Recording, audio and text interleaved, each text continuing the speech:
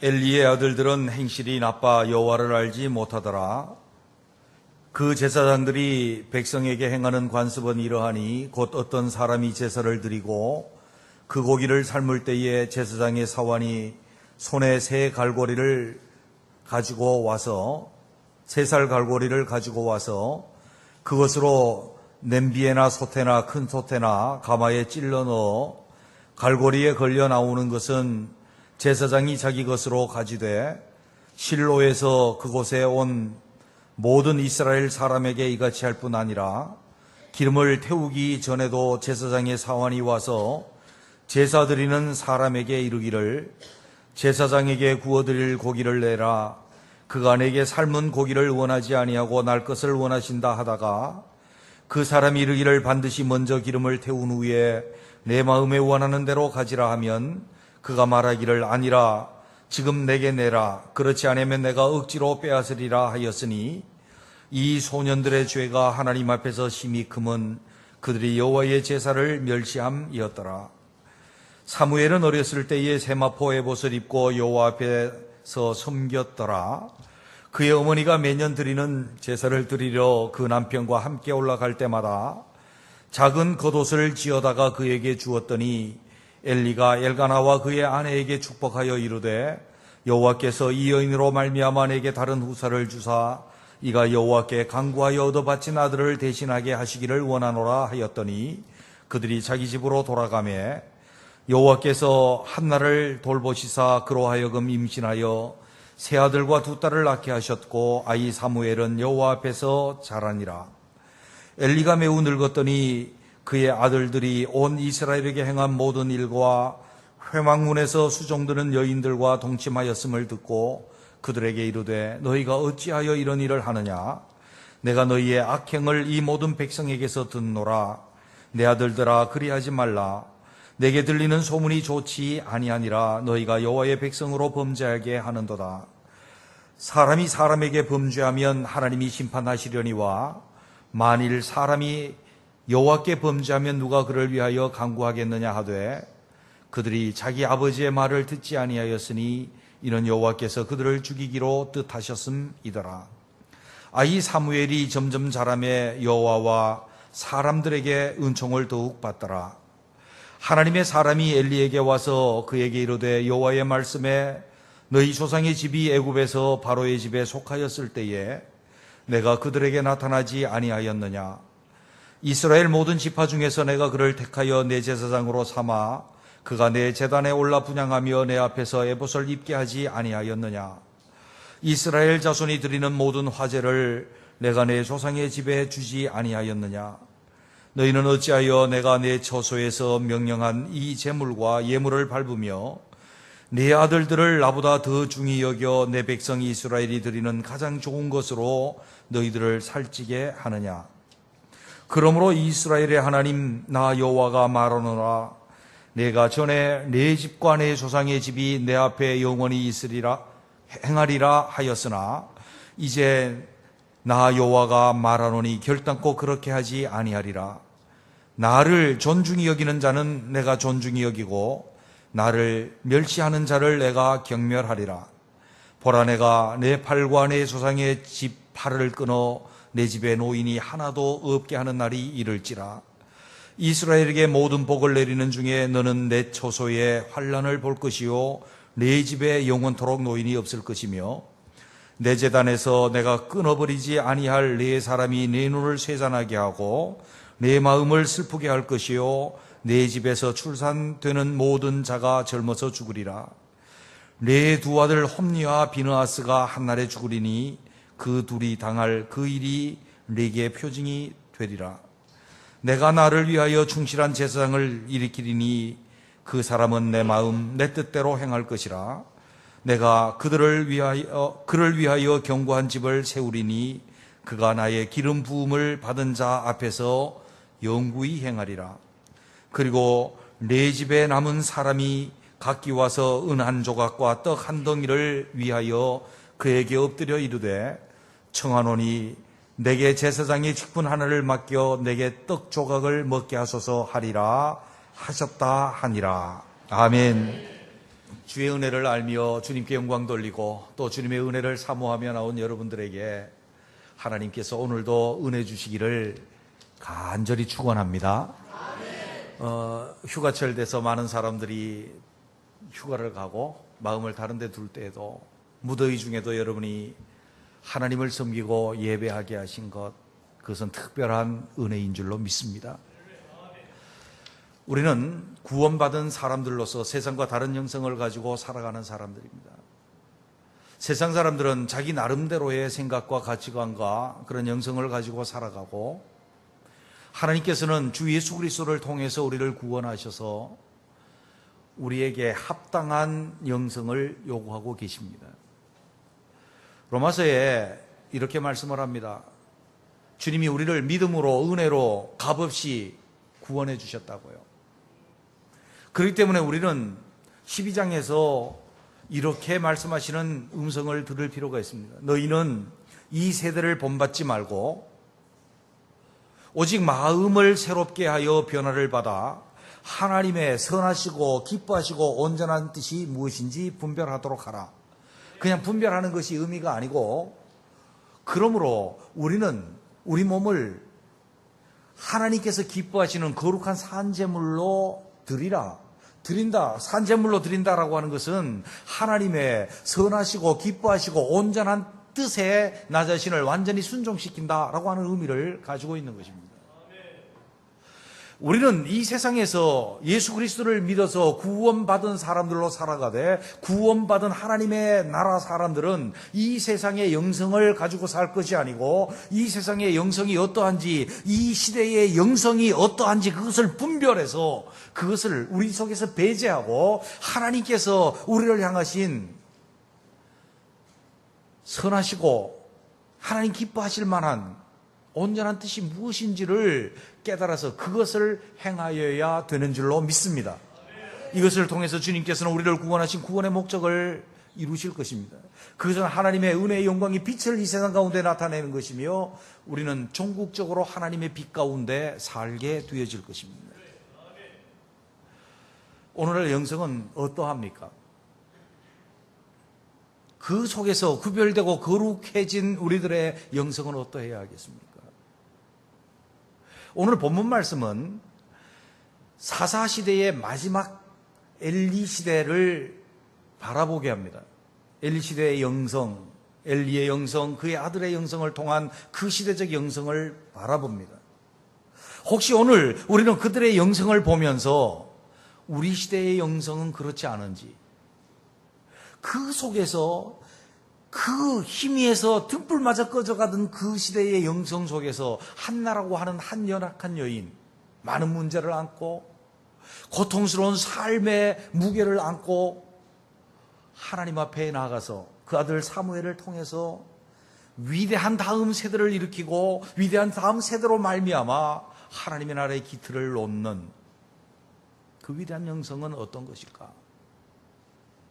그래서 우리는 오늘 본문 말씀을 통해서 살펴보면서 우리가 이 세대를 분별하고 이 세대를 본받지 말고 하나님의 선하시고 기뻐하시고 온전하신 뜻을 분별하는 마음을 새롭게 함으로 변화를 받고 우리 자신을 그 뜻에 완전히 순종하는 거룩한 산제물로 드릴 수 있는 저와 여러분이 되시기를 주님의 이름으로 축원합니다. 먼저 엘리 시대의 영성 어떤 것이었을까요?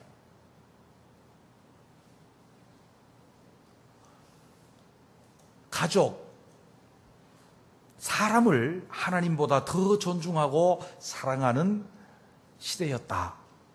그렇게 단적으로 말할 수 있습니다. 여러분, 본문 말씀 29절에 있는 말씀을 다시 봅니다.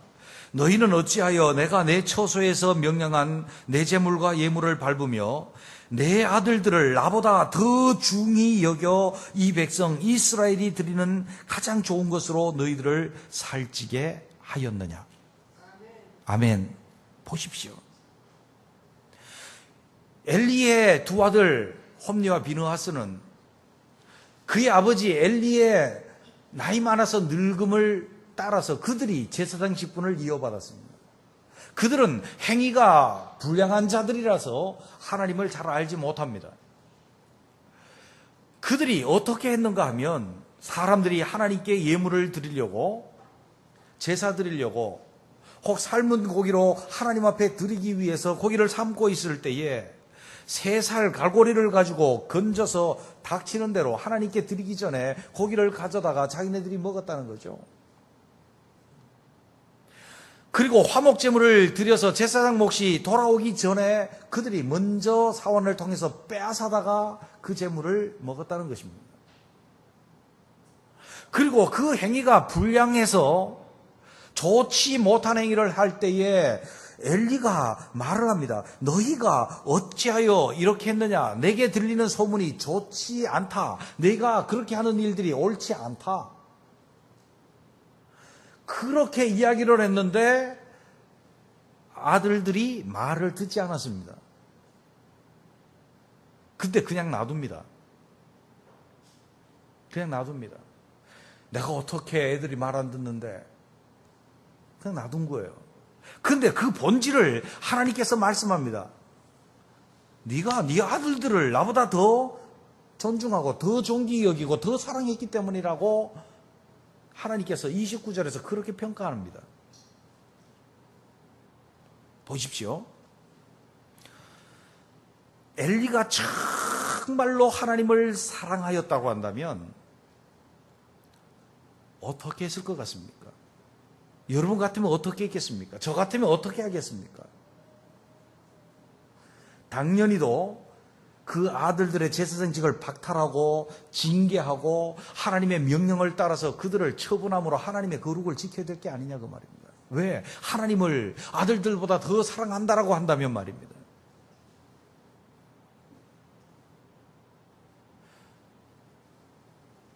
하나님을 더 존중히 여긴다라고 한다면 하나님을 능멸하고 하나님을 짓밟는 그 아들들을 징계해야 하나님을 더 사랑하고 하나님을 사랑함으로 그 아들들과 내가 하나님 앞에 긍휼을 얻을 수 있지 않겠느냐 그 말입니다.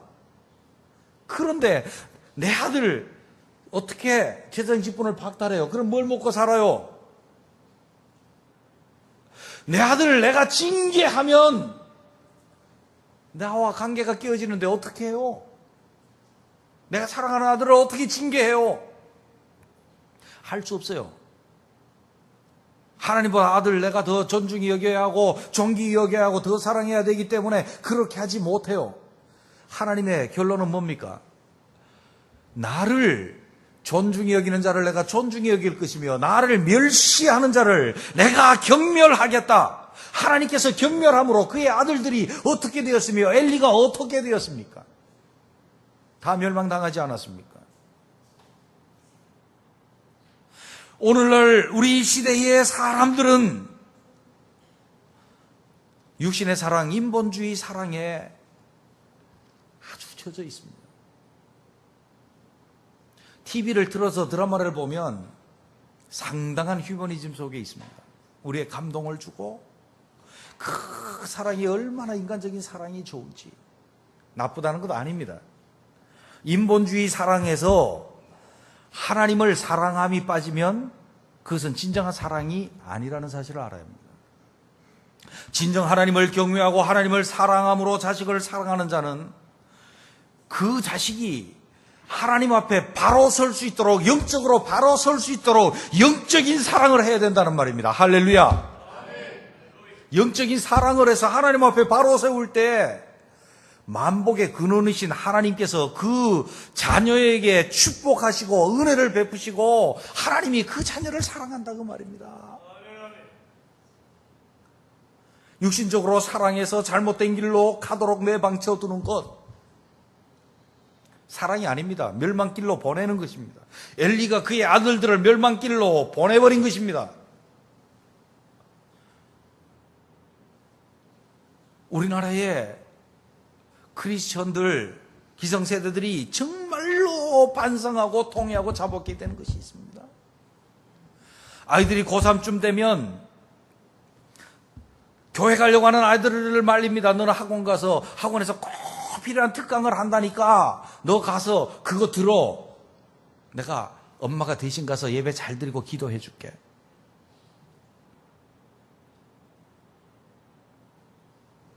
고3이 된 아들들을 교육전도사들이 불러냅니다. 예배드리는 게 우선이야. 교회 중직이라는 사람이 하는 얘기가 우리 아들 대학 떨어지면 당신 책임질 거요. 들이댑니다. 한국교회 현실입니다. 그 아들들이 대학에 들어갔습니다. 그 아들들의 가치관은 대학에 들어가서 잘 먹고 잘 살고 출세하는 것이 그 아들의 인생관이요 가치관이 되었습니다. 그래서 하나님께서 그들을 나를 멸시하는 자를 내가 경멸하리라. 하나님께서 경멸하는 아들이 되었습니다. 그 책임이 누구에게 있습니까? 부모에게 있습니다. 우리가 하나님을 사랑하고 경외하고 하나님을 존중함으로 공경함으로 하나님 공경하는 모습을 보여줍니다. 너희가 대학 들어가는 것도 중요하지만 하나님을 경외함이 하나님을 공경하는 것이 인생의 근본이다. 그렇게 하지 못하는 아들들 징계하십시오. 하나님 앞에 살게 하십시오. 그렇게 하는 내 가족, 내 부모 육신적으로 사랑하지만 하나님 안에서 사랑해야 하고 하나님을 경외하고 하나님을 사랑함으로 더더욱 사랑할 수 있는 우리가 될 때에 하나님께서 말씀하신 그것임 하나님의 선하시고 기뻐하시고 온전하신 뜻에 우리를 복종시킴이 우리 속에 있다 그 말입니다. 그때 우리 자녀들이 하나님께 축복을 받아요. 하나님을 경외하는 자에게 주시는 그 복 속에 살게 되어지고 하늘의 신령한 은혜 속에 살게 됩니다.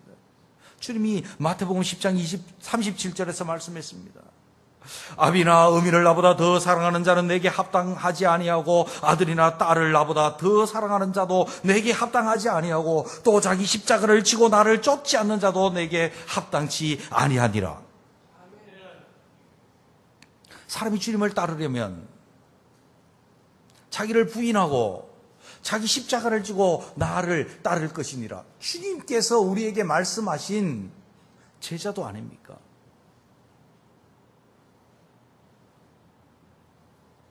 우리의 생사화복이 주님께 달려있다라고 입술로 고백하는 것이 우리들의 삶 아닙니까? 그런데 우리들은 인간적인 사랑을 하나님을 경외함으로 사랑하는 영적인 사랑보다 경히 여기는 이 시대적 풍조 속에 살고 있다는 것입니다. 근본적인 것은 엘리 속에 하나님의 말씀이 없었기 때문입니다. 3장 1절에 보면 여호와의 말씀이 희귀하여 이상이 흔히 보이지 않더라. 그때 당시는 어떤 시대입니까? 신은 시대 아닙니까? 하나님이 나타나셔서 말씀하시고 말씀하신 시대에 제사장에게 말씀이 나타나지 않습니다. 오늘날 말씀이 성경을 통해서 종언되어지고 완성되어진 이때에 하나님의 말씀이 우리에게 희귀해서 하나님께서 그 말씀으로 우리를 다스리고 우리를 지배하지 못하시면 말씀의 영감이 우리를 사로잡지 못하면 우리가 세상 방식으로 인간의 육신의 사랑으로 자식을 사랑하고 아내를 사랑하고 남편을 사랑하고 부모를 사랑하고 다른 사람을 사랑하는 그것이 하나님을 존중하지 않도록 만들어버리는, 그래서 나도 망하고 너도 망하는 엘리의 가족과 같은 영성의 시대로 이끌어간다는 겁니다. 우리는 다른 사람을 사랑하고 자식을 사랑하고 아내를 사랑하고 남편을 사랑하고 부모를 공경하고 사랑해야 합니다. 어디에서요? 하나님을 경외하고 공경함으로. 우리 지난주에 보았잖아요. 하나님을 공경하는 자가 부모를 공경할 수 있는 거예요. 하나님을 사랑하는 자가 자식을 사랑할 수 있는 거예요. 하나님을 정말로 그리스도를 경외하는 자가 남편을 경외할 줄 알고 존경할 줄 알고 아내를 자기 몸같이 사랑하고 아내를 위해서 죽을 수 있는 자예요. 인간적인 사랑이 아니라 하나님 사랑함으로 하나님을 공경함으로 다른 사람들을 사랑할 줄 아는 저와 여러분이 되시기를 주님의 이름으로 축원합니다. 엘리의 아들들의 영성은 어땠습니까? 전혀 영적이지 아니하고 육적인 것에만 매이는 엉터리 같은 영성의 사람이었다는 겁니다. 지금 뭘 하고 있어요? 하나님께 가장 거룩한 제사를 드리고 있는데 그들의 생각은 뭐에 머물러 있는가 하면 내가 제사장이잖아요. 아버지로부터 제사장 직분을 물려받아 제사장 직분을 행하는데 어디에 가 있어요? 마음이 고기에 가 있습니다. 고기에. 가장 거룩한 제사가 가장 육적인 식욕을 만족시켜주는 고기에, 탐욕을 만족시켜주는 고기에 가 있어서 그 고기를, 거룩을 깨뜨리고 고기를 가져간 거예요. 백성들은 하나님 앞에 거룩한 예물을 드리고 하나님을 높이기 위해서 가고 있는데 뺏어다가 먹은 거예요. 그 제사장의 권력으로.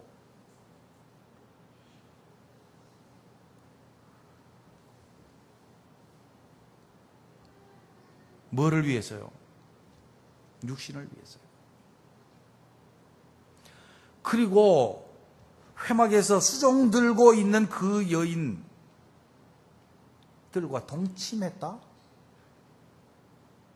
하나님의 가장 거룩해야 되는 제사장이 그 거룩 앞에서 육신의 소욕을 따라서, 육신의 정욕을 따라서 있을 수 없는 일을 벌리고 있는 겁니다. 뭐 때문에 그렇습니까? 그들은 행위가 불량해요. 행위가 악해요. 그래서 하나님을 알지 못해요. 하나님을 알지 못한다라고 하는 것은 지식적으로 알지 못한다는 것이 아니라 하나님과 관계하며 체험하며 하나님을 내 삶의 체험 속에서 그리고 내 삶의 현장 속에서 하나님과 관계하지 아니하고 알지 못한다는 의미입니다. 그렇기 때문에 하나님의 은혜와 하나님의 영광과 하나님의 다스림과 말씀 그 속에 살지 못하고 뭐를 따라 살아요? 육신을 따라 살지. 육신과 마음이 원하는 바를 따라서 살아가고 있다는 것입니다. 오늘날 우리 시대의 영성은 어떻습니까? 하나님을 모르는 세대, 아니면 고의적으로 하나님을 떠난 시대, 그 시대에서 뭐가 극대화됩니까? 육신의 삶이 극대화됩니다. 육신과 마음을 따라서 살아가는 것이 가장 자유로운 인생이고 가장 가치 있는 인생이고 가장 멋있는 인생으로 추앙받는 시대가 오늘날 아닙니까? 보십시오. 어떤 한 영화 감독이 있습니다. 한참 사회적 이슈가 된 것 같아요. 여배우를, 아내가 있는 영화 감독이 아내를 데리고 사랑에 빠졌대요. 여배우를 데리고 사랑에 빠졌대요. 그 감독이. 그래서 국내에서 자꾸 시달리니까 해외로 둘이서 도피했대요. 그래서 나중에 왔는데 사회적 이슈가 돼서 거기에 대한 반응들을 봅니다.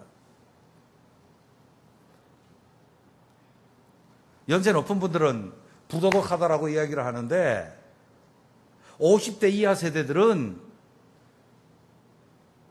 원치 않는 아내와의 사랑, 그런 거 필요 없다. 정말 사랑한다면 그렇게 할 수 있다. 자기가 정말로 원하는, 그리고 자기가 옳다라고 생각하는 그것을 따르는 그 감독의 용기에 박수를 보낸다. 사람이 자기가 원하는 대로 살 수 있는 것은 진정한 자유요. 그 자유를 실천할 수 있었던 그 사람은 좋은 사람이라고 평가를 합니다. 여러분 알고 계십니까? 저만 아는 건가요?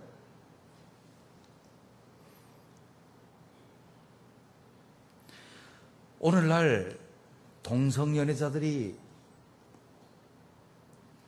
사회적 이슈를 일으킵니다. 몇 명 되지도 않은 사람들이 떠들썩하게 만듭니다. 소수가 다수를 억압하는 그런 일들이 벌어지고 있는데 거기에 교회에서, 기독교계에서 동조하는 사람들이 있습니다. 대다수의 사람들은 반대합니다. 우리 사회에서. 다행스럽습니다. 한국 사회가. 유교적 영향이 있어서 그런지 기독교 영향이 있어서 그런지 모릅니다. 동성연애 있을 수 없다. 그런데 그 중에 찬성하는 사람들이 있습니다. 기독교에게서도 찬성하는 사람이 있습니다. 예수님은 저런 사람들까지도 사랑했는데 당신들이 뭔데 차별하느냐? 아니요. 그 사람들도 우리의 사랑을 받고 예수님의 사랑을 받아야 될 대상은 맞아요. 진정 그 사람을 사랑한다라고 한다면 너 그래 생리적인 거야. 너 괜찮아. 라고 할 것이 아니라 회개하라. 하나님 나라가 가까이 왔느니라. 돌이키고 하나님 앞에 피조물로서 반듯하게 서도록 예수 그리스도를 통해서 구원받도록 하는 것이 사랑이지. 괜찮다는 게 사랑 안 돼. 성경이 뭐라고 말씀합니까? 동성연애에서 뭐라고 말씀합니까? 로마서 1장에서 본 인간의 타락의 최종 끝이 거기입니다. 소돔이 멸망한 최종 끝이 거기라 그 말이죠.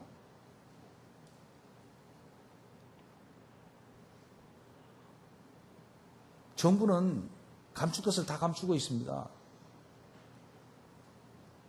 500만 원에 거의 육박하는 에이즈 환자의 치료비 전적으로 국가에서 냅니다. 특정 질병으로. 그런데 에이즈의 전파 경로의 85%가 남성들 동성연애에서 일어난다고 하는 사실들을 감추고 있습니다.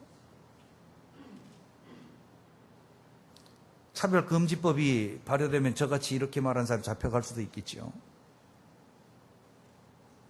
그러나 우리는 분명히 알아야 합니다.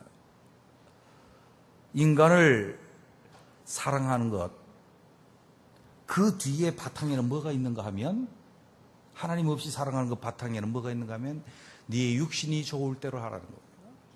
네 마음이 원하는 대로 하라는 것입니다. 그것이 진정한 용기고 그것이 진정한 자유라는 것입니다. 성경은 이들이 하나님을 멸시함으로 하나님의 경멸을 받고 하루아침에 다 죽은 저주의 사람이 됐다. 우리는 육신을 따라 행하는 자들이 아니라 주의 성령으로 중생한 영들이라고 한다면 성령에 집중하시고 영의 생각을 하시고 영을 따라 행하는 죄와 사망의 법에서 해방받은 그리스도인으로 살게 되시기를 주님의 이름으로 축원합니다. 엘리 아들들의 영성 하나 더 봤으면 좋겠습니다. 아버지가 그렇게 말하였으나 아들들이 듣지 아니하였더라. 듣지 아니하였더라. 지난주에 많이 보았으니까 권위를 무시하는 시대입니다. 시대적 영성입니다. 아버지를 공경할 줄 모르고 아버지의 말을 들을지 모르는 사람이 하나님의 말씀을 들을 수 있겠습니까?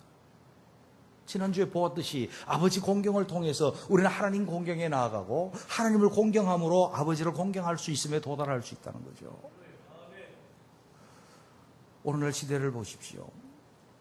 아이들이 수학여행을 가다가 빈자리가 없었답니다. 버스에. 그래서 선생님이 서 있습니다. 아이들 다 앉아 있습니다. 한 아이가 보다 못해서 선생님 여기 앉으세요.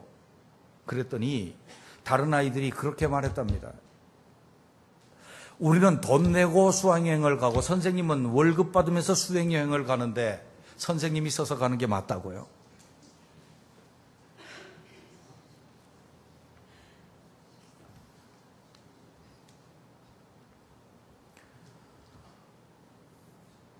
아이들을 수업하고 있는데 아이의 아버지가 들어와서 선생님을 때렸습니다. 자기 아이를 징계했다고요.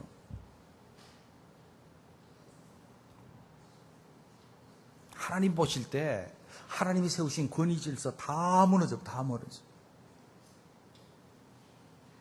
이런 시대를 우리가 살고 있다면 우리는 우리의 자녀들이나 우리 자신들이나 하나님 세우신 그 권위 질서를 아주 분명하게 하면서 하나님을 경외할 줄 아는 그런 삶을 살아야 될 줄로 믿습니다. 우리는 오늘 그렇다고 한다면 한나라고 하는 이 연약했던 한 여인, 이 여인이 어떻게 시대를 바꾸는 흑암의 세대를 끝내고 하나님의 나라를 이루는 그 시대를 열었을까요? 한나는 한 변방에 있는 레위 지파의 사람 아내입니다. 그런데 아이가 없어서 남편이 후처를 들여가지고 아이를 낳아서 멸시를 당하는 여인이었단 말이죠.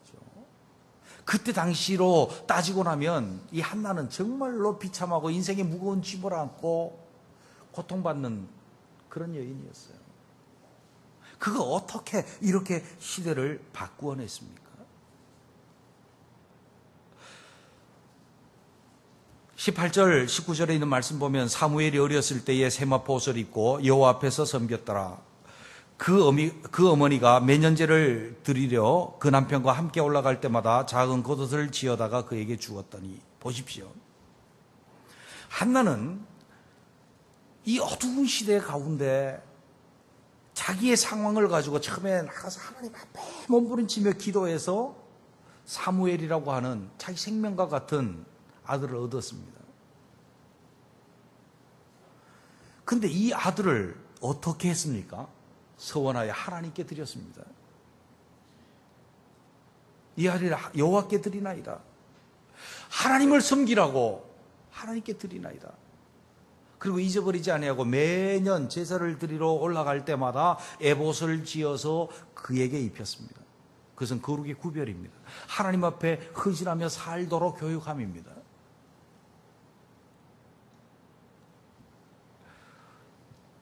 그는 어려운 환경 속에서도 살아계신 하나님, 다른 영성의 불들이 꺼져갈 때에 하나님이 살아계신 하나님이라고 하는 그 영성을 가지고 있었고, 그 살아계신 하나님을 섬기기 위해서 자기의 생명과 같은 그 아들을 하나님께 드릴 수 있었습니다. 즐거이 헌신해버린 겁니다. 물론 엘리의 축복을 통해서 그가 다시 세 아들과 두 딸을 얻었습니다.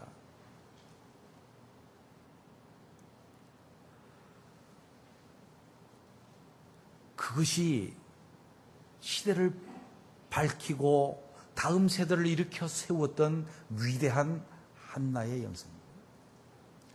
우리는 세상이 뭐라고 그래도 살아계신 하나님을 우울해하며 살아갈 수 있는 자들이 되시기를 주님의 이름으로 축원합니다. 하나님 살아계셔서 내가 기도하면 들으시고, 하나님은 죽은 자를 일으키기도 하시고 산 자를 엎어뜨리기도 하시고 진토에서 일으키시기도 하시는 하나님, 그 하나님을 절대 신뢰하며 살아갈 수 있는 저와 여러분이 되시기를 주님의 이름으로 축원합니다. 오늘날 시대는 하나님의 살아계심보다가 하나님을 인간이 만든 종교로 그저 위안을 얻고 그저 평안을 얻는 종교로 점점 왜곡하고 변질시켜 나갑니다. 우리는 지금도 살아계신 그 하나님을 믿는 믿음 속에 있어야 될 줄로 믿습니다. 그리고 그 하나님을 높이고 그 하나님을 섬김으로 말미암아 내게 가장 중요한 것이라도 헌신할 수 있는 그런 영성을 지니고 살아야 된다는 것입니다. 아주 간단합니다. 여러분 보십시오. 그렇게 해서 하나님 앞에 헌신하고 나는 굶주리고 다시 비난하고 다시 아들 없는 현한 여인으로 돌아갔습니까? 아니요. 하나님 앞에 그렇게 드렸던 그 아들은 어떻게 됩니까? 26절에 보면 이 사무엘이 점점 자라매 하나님과 사람들 앞에 은총을 더욱더 받더라. 할렐루야, 할렐루야. 하나님 앞에 은총이 넘치는 자요. 모든 사람 앞에 은총이 넘치는 자요. 하나님이 그를 들어서 이제 그와 말씀하시고 그를 지도자로 세워가십니다. 그리고 사람들 앞에서 하나님께서 사무엘의 말을 한마디도 땅에 떨어지지 않게 하심으로 모든 사람들이 사무엘의 입에서 나온 말이 여호와의 입에서 나오는 것이라고 그를 선지자로 여기고 그를 따라서 그가 왕 같은 제사장이 되지 않습니까? 왕 같은 제사장이 되지 않습니까? 이 위대한 역사가 일어나고 한나에게는 또 하나님께서 세 아들과 두 딸을 주셨다고 말해요. 이것이 오늘날 혼탁한 시대를 살아가는 우리의 지침이 되어야 된단 말이에요. 오늘날 인간적인 사랑이 휴머니즘이 휩쓸고 있는 이 시대 가운데, 그래서 그 영향을 받아서 육신이 원하는 대로, 마음이 원하는 대로 살아가고 절대 권리를 부인해버리고 내 뜻대로 살아, 모두가 왕이 되어서 하나님을 배제하고 살아가는 이때에 우리는 살아계신 우리 하나님, 우리의 왕, 우리의 여호와, 우리 주 예수 그리스도를 높이고 섬기며 신뢰하며 그분께 헌신하며 살아갈 수 있는 진정 복된 그리스도인, 다음 세대를 열어갈 수 있는 그리스도인들로 서갈 수 있게 되시기를 주님의 이름으로 축원합니다. 기도드리겠습니다.